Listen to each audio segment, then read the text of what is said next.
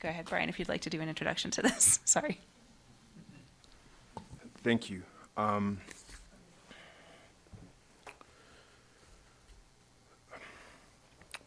So after incidents involving a former bus paraprofessional, our school district decided to consult with a third party and conduct an audit of our transportation division. We have a moral and civic responsibility to ensure that we continue improving as a school district and that we make the changes that are necessary to mitigate the risk of this type of crime ever happening again in our school district. To the victims and their families, I want to say to you that my heart hurts with you. I know this school system's heart hurts with you, but I also want to acknowledge I know that does not take away your pain and your suffering. What matters most is supporting you and your family and taking action as a school system.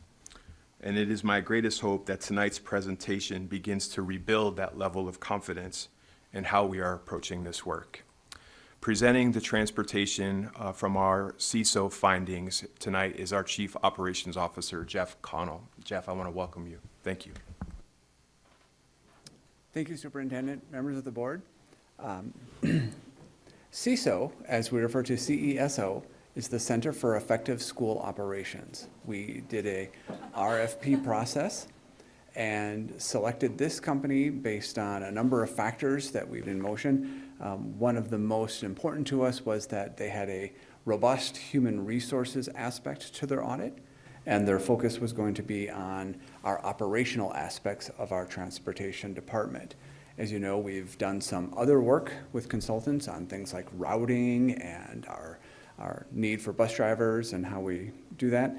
This one's focus was not on any of those aspects of what we do, but focused solely on how we do what we do, our internal communication and HR processes, and our standard operating procedures. So with that, I'd like to take this opportunity to present kind of the key findings of that and some of the steps and things that we're doing in response to this.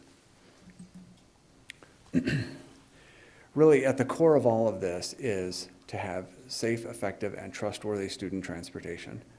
And so all the things that we're looking at doing, including, as we heard earlier, about the bus camera system, GPS, card access system that we're going to be using, we have that approved. That was underway. We will have that implemented in all of our yellow buses by the start of school. We think that's a major step forward. But we want and we need that confidence in our system.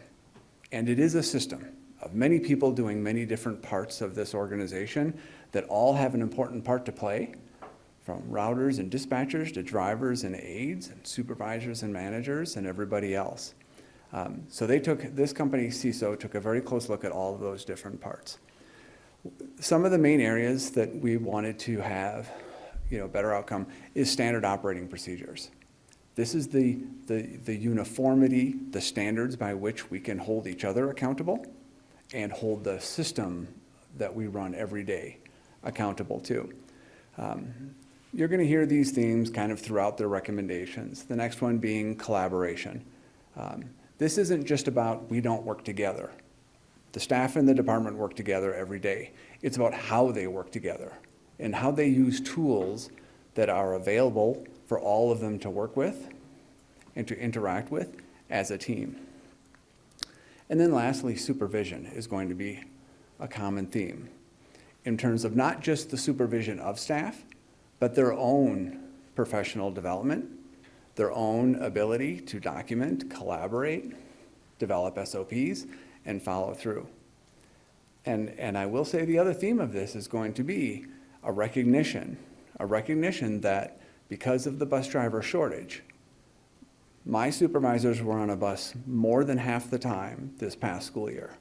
Our managers were on buses. You heard that the director was on a bus. Trainers are on buses. Mechanics jump on buses. Our number one priority is to fulfill that route and get those kids to school. And we think that's appropriate.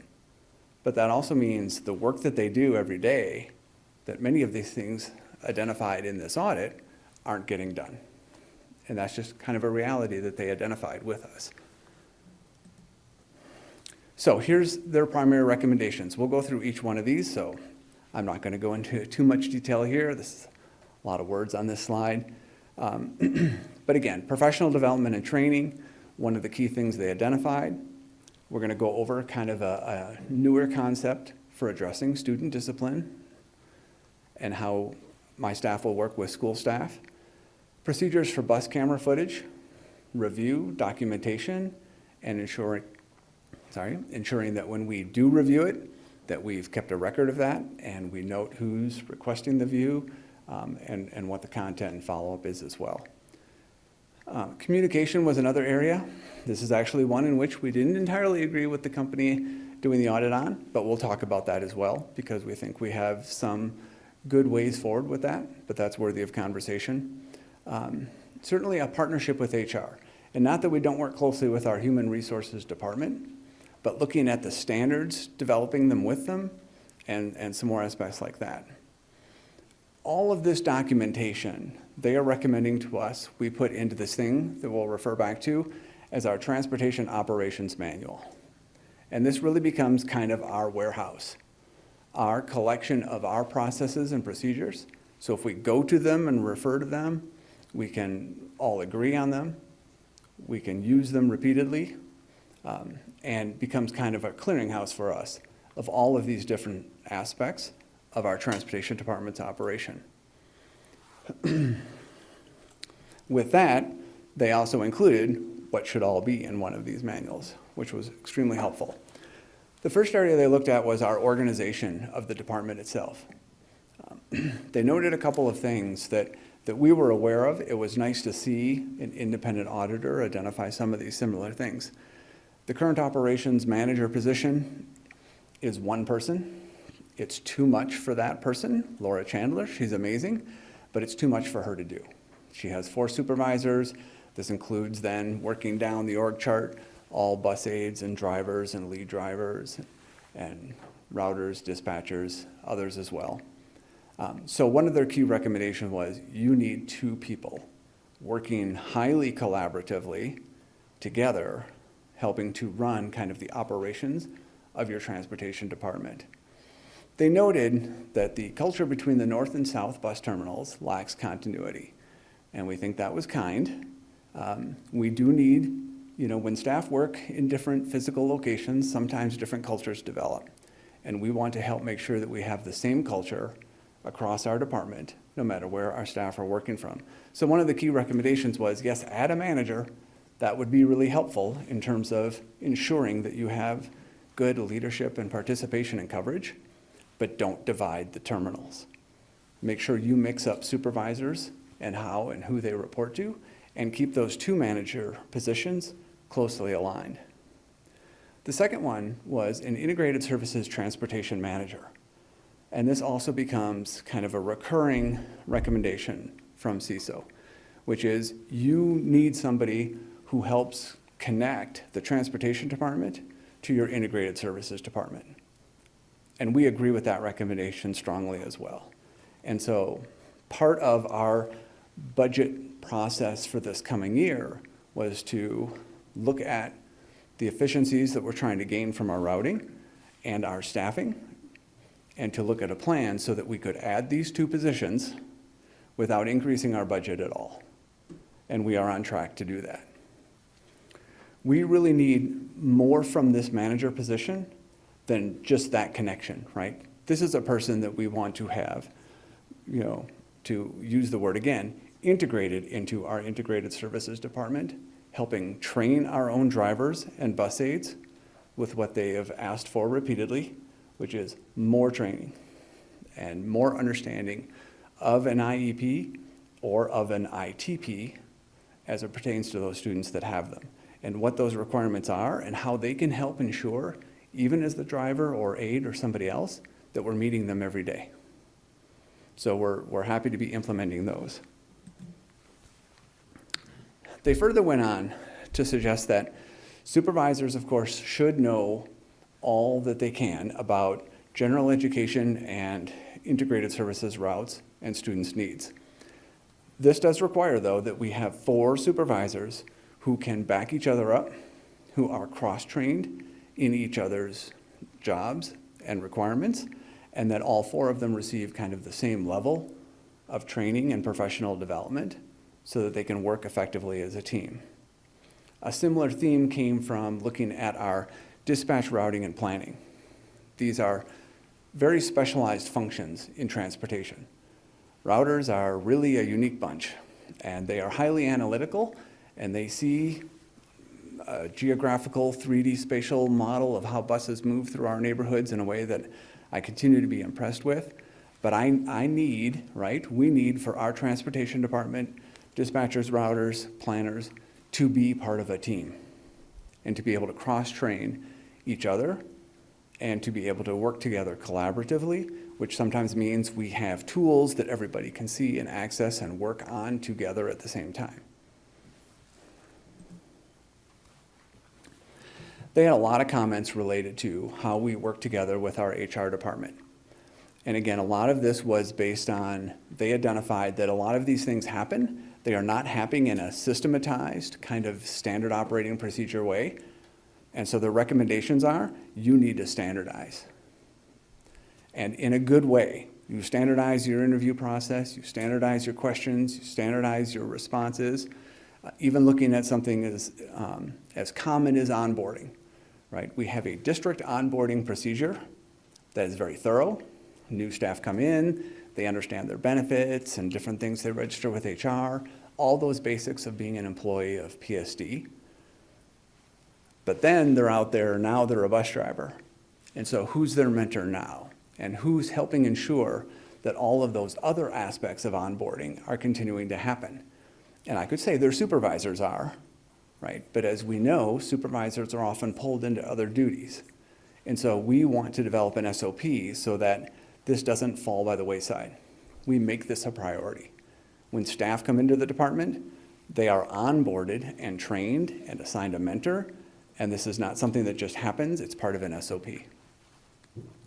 Other recommendations, a little bit more detailed about monthly meetings. We're already doing that, they note that. The safety meetings have been really well received, not in response to the audit, but a position we added last, September, I believe, was a safety manager who is specifically responsible for a lot of this training and other safety issues related to the department. So things like the syllabus and those standards in terms of what is the content that our staff receive was also part of what they wanted to standardize. Their last recommendation in this area was this thing called the Peaceful Bus Program. And there are actually a number of these kind of things out there. It's a training program for drivers and aides in particular, but the focus is on de-escalation. So it's trying to teach a driver or paraprofessional on a bus how to help kids regulate, how to help kids de-escalate, and some of the less formal discipline that might be able to alleviate some conflict. And we think that that's a good suggestion that we're looking into as well. The supervisors were called out in particular because they play such a key role in our system, right? So one of the things that they identified was we need better documentation of what they're following up on and what the incidences and other things that are happening out in the field, if you will, out driving a bus around town, and making sure that we're following up appropriately. And one of the recommendations about this is that this is a system that's visible to everybody. It's shared by the 4 of them, because we have 4 supervisors, and it's visible not only to them, but of course to other leaders in the department as well, so that we can help hold each other accountable for this. Same theory with a central inbox and email distribution system. Again, with that, we can all see what's coming in, and we can all respond and make sure that the response is appropriate. We think these are really helpful suggestions. Some of the other things that we're going to be looking into is a driver ride-along process.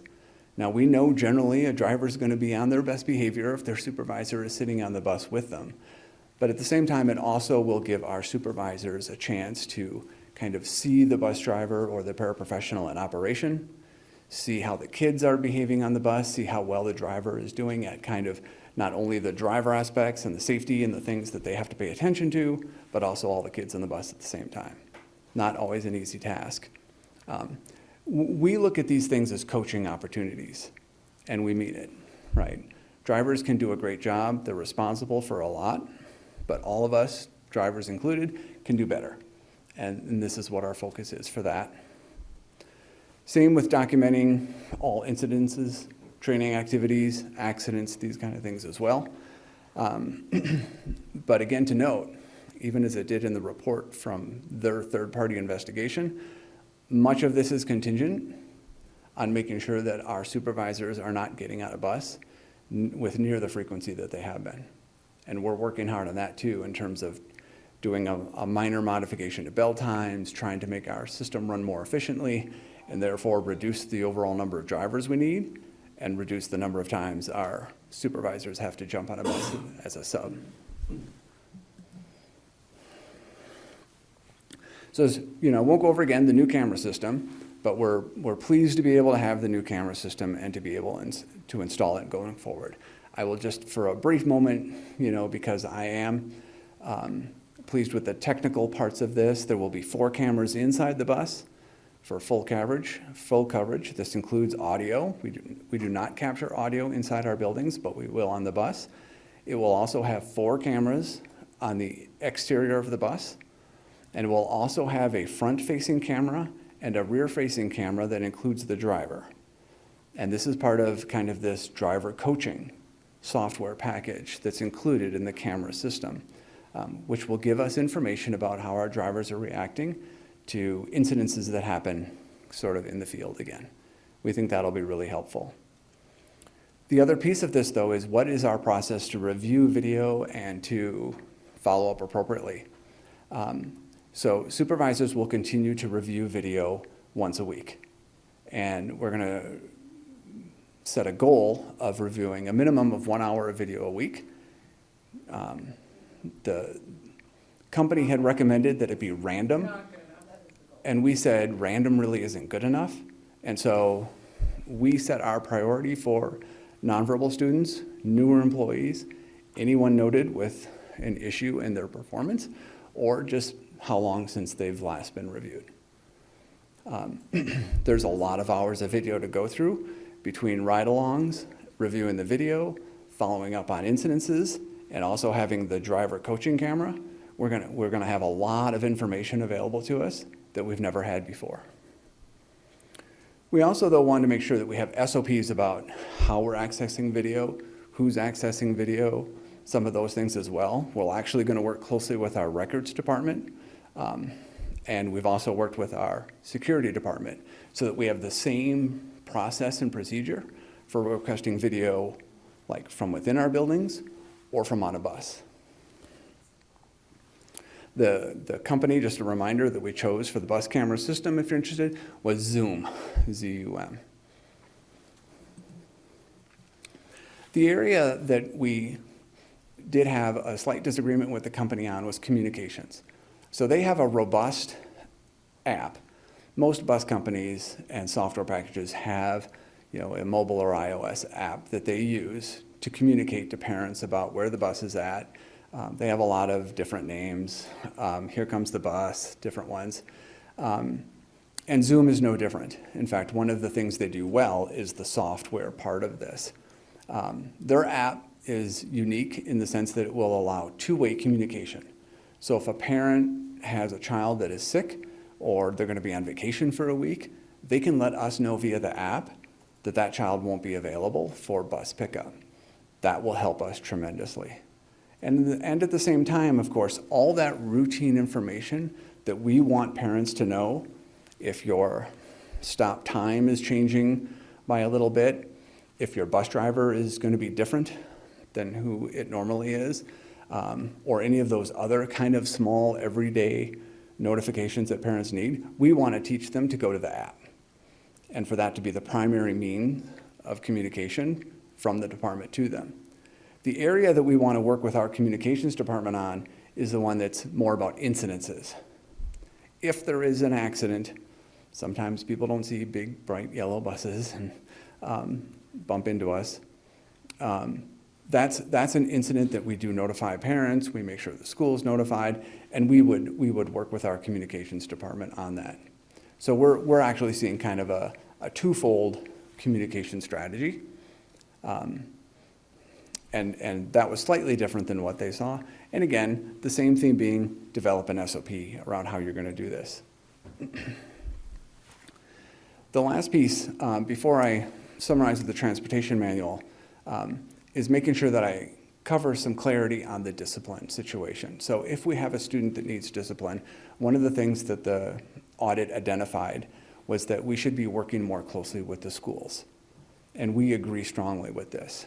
In fact, we had already instituted changes that were moving down this path, and we think that this helps give us the extra push we need. So if a driver identifies a disciplinary issue with a student, they will notify their supervisor, the supervisor will notify the school, and they will work together to decide what's the best course of action in regards to that student's behavior. We think this is better because the school knows the student and the family better than we do, and they have a lot more tools available to them in order to follow up appropriately. We also think that we'll make a better decision as a team, because sometimes if, say, the bus driver thinks the student should be suspended for a period of time, that has implications to the child's education. We want that to be done collaboratively. We want that to be a conversation and something we all agree to. And then the last piece just being this transportation manual.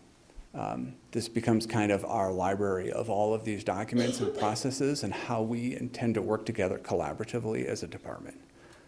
And they gave a great resource for us. We've already begun building many of these different pieces of this plan, and we look forward to kind of trying to finish this out. And that was the bus audit and our response. Any questions? Thank you, Jeff. Board, do you have any questions on this? Go ahead, Scott. Thanks, Jeff. Appreciate you sharing that, and I'm definitely excited about the 4 cameras, the audio. It sounds like 8 cameras because we got the outside too? Correct. Okay, that's awesome. I am concerned about the review process. Are we retaining, how long are we retaining video? We're going to use the same retention policy that we have for our buildings. It will be 7 days. Okay. So that's the only concern I have with supervisors reviewing this 1 hour a week. I don't know if that's adequate. And I do like the prioritizing the nonverbal. I think that's fantastic in the new drivers. But I'll just tell you a little bit. I have an idea. I don't know if this is practical, so you'll probably hate me, but I'm going to still mention it and just see what you guys think. At my company, we're just a simple pick and pack operation, warehouse, picking products, shipping it out to stores. It's a small group.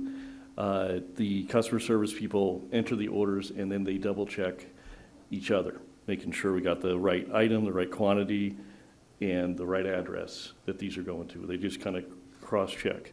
Could we potentially, given that we only have a week that we're retaining this stuff, could we have a peer review of the video? Could we add that to a job requirement to have a peer review, and it's an accountability idea where they fill out a little form. I reviewed bus number 10 for this date, these hours or whatever, and you can obviously probably speed up the video to get through more, and just check off different things and then sign it, and then that's a documentation that was reviewed, so then you wouldn't have friends helping each other out and saying, oh yeah, it's fine. You'd catch that eventually if something like that nefarious happened. But I feel like that would allow us to have more coverage on the video. It would build accountability of the team. You see this in sports teams all the time. The team, the locker room is what keeps that cohesion there. It's not the coach. It's just an idea to spread the task, that monumental task of reviewing all that video footage. So I know there's problems with the supervisor-employee relationship, but I think it could be a way to address that. Okay, we'd be happy to check on that. Other thoughts? Go ahead, Brian. One, I appreciate the suggestion for how to think differently about this, whether it's supervisory review or peer review. I think there's, the challenge that we are grappling with as a staff, and I would love feedback from the board, is that we're on the heels of reducing about 100 positions across the district as a result of trying to balance our budget. This scenario, if we do a peer review, I do believe, and we want to go and do some staff work and come back, but I do think we would have a bandwidth challenge around people's capacity to fit that within their current workday without taking something already off of their plate. So what we need to think about is if we want to achieve greater review, more frequent review, more hours, I do believe we would need to consider staffing that appropriately so it becomes a dedicated task and dedicated effort to people almost on a full-time basis. It's not the job of one person. When you think about our fleet and the amount of hours that we're on the road, and Jeff has all of those details. So, I'd love more feedback from the board. We're certainly open to doing that, but it would, as we think about, and this is a priority. So I want to be really explicit about this and doing this right with the community, with all members of our staff involved. But to fit this on top of somebody's existing job duty would be very challenging, which I think is the reason why you see on the slide what we think we can achieve and do well and with integrity. And I think that's something that I would love to hear more from members of the board on how we should reconcile that moving forward. I'm just wondering if there, and I can't believe I'm actually going to say this, but is there a possibility of AI taking a first pass at some of the video and sort of pointing out things that then might be then warranted to have a human eye look at that? That's not my expertise, so I don't want to weigh in on that specifically. I don't know if Jeff or Bud want to touch that at all. AI is one of those words that turns into a lot of things in this moment. I would say in this case, machine learning is a better thing to think about. I will tell you that the coaching product that Jeff mentioned earlier does have a machine learning component to help surface need. So that's something that will be evaluated as we bring that tool set online to make sure that it's being used. We have some concerns, and there's some legal changes this year related to how properly we have to work with those in the state of Colorado, but I will tell you that that's a component of the driver coaching piece that Jeff has spoken about earlier. Thank you. Connor, go ahead. Brian, on that, I'd like to find out the legality of allowing parents to review the tapes of the buses that their children are on. This is something that we've heard the community that is wanted, and I think there may have to be a vetting process, and you may have to do some kind of background check on that, but I think that if parents want that and they want to review it, they should have access to it. Thank you. We will do that. Other questions? Carolyn? So Connor, I hear you saying let's kind of crowdsource it, right? Have kind of a deal with volunteers and stuff, and I wouldn't be opposed to that. But if we're making a value call here, I would say that hiring somebody who's dedicated, maybe, and trained to do this kind of work is probably better. I mean, it's because we have a lot of privacy issues. We have people viewing other people's children. We have to remember that, even if we're crowdsourcing that, we have parents viewing other people's kids. So we have to be sensitive to that. So I'm more in favor of placing value on hiring somebody that's trained and dedicated to do this work. And not, like you said, not just trying to do it an hour a week or trying to get, the fleet manager to find some time in their already busy schedule to do it. I mean, what I'm guessing I'm hearing from you is what's our values around this. And so what I'm trying to say to you, my value is we need to hire somebody to do this and to do it well. Okay. Kevin? Thank you. I got a question to piggyback off. These are really sensitive. Sorry, I promise I'm not shouting at you all. One question, this is probably better for Jeff, is that on that note, I agree. I think the value is safety of our kids, right? I think that I want to put my kid on a bus. I want to know that my kid is going to be safe. So part of that is the value of how are we reviewing, what kind of oversight are we doing on these buses. So I see a lot of third-party contracts float across my desk in our agendas for all sorts of things, from audits to efficiency gain type studies. Is it possible? Are there companies out there that could review this in a third-party capacity? And if so, speaking of level of training, we independent contract everything in life now. So why wouldn't that be something that we could review to lift some of the burden from staffing and having full-time hires here, do an independent contract with a consulting company that would do this for us or have the bandwidth to do that? That might be something that we should look at. I don't know if that's possible. It is possible. And as well as, not only is it possible, but the technology of this software package and the accessibility that comes with it would allow us to be able to pick people that don't have to sit at their computer and do it on site. Well, maybe we can do some RFPs on that. I think that would, while we're stating values, that would be my value, to be looking at that, rather than have our own people looking at that, at video. Because, Jeff, how many hours of video do we create a week? A lot, like over 1,500. Yeah, so even if we hired somebody full-time, 40 hours a week at video, which, by the time you hit your third hour of watching video, you're not very good at it, So I would much prefer looking at a third-party vendor to see what we could do on that. And one other final thought on that is that I'll use my analogy from my world. I was a lowly associate once that had to do doc review. I don't know if anyone in the room knows what that means. When you get a huge case in litigation, you can have a voluminous amount of documents you have to review, hundreds of thousands, millions even. And as an attorney billing my client, I can't justify my rate going through everything, nor do I have the bandwidth to do that. So we use an outside company that we sort of set the parameters into what these people are doing, and then they have an army of attorneys that will do the cursory review, the initial review for us, and then as the attorney that knows the case does a quality review check. I wonder if there's some hybrid model that we could do so it lessens the burden on our staff, but also uses expertise of people that we're going to hire to do the heavy lifting anyway. I think that's kind of what I'm thinking. And that was a good point. Yeah, I think that's what you'd have to do. I would think legally wise with the third parties, that would get put back to us to verify and or quality control essentially, and look at that. I think that would be the best way to go. So may I respond? So I appreciate the clarity because I think we have a shared value system as staff and with the board around increasing the frequency and the sheer breadth and volume of tape that we can review. So I will work with staff on trying to identify whether that's through an RFP process or looking at multiple options to achieve that and bring that back to the board as soon as we possibly can. Thank you. Jim, go ahead. Jeff, it sounds like when you went through the list of all of the different slides and all the different findings from the consultants that you're generally in favor of doing the things that they propose. Would that be reasonable? Literally almost everything.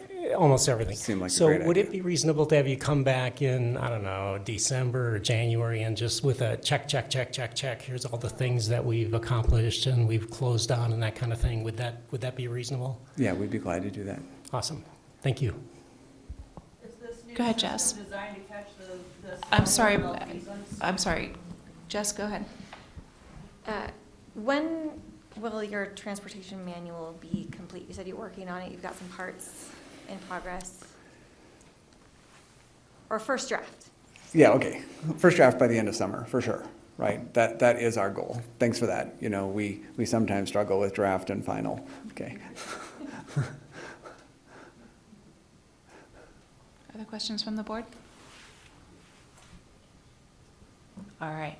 Jeff, thank you so much for bringing this to us and for working so hard to get this done quickly and by having it up and ready to go by August when we're back in school. So really appreciate it. Thank you.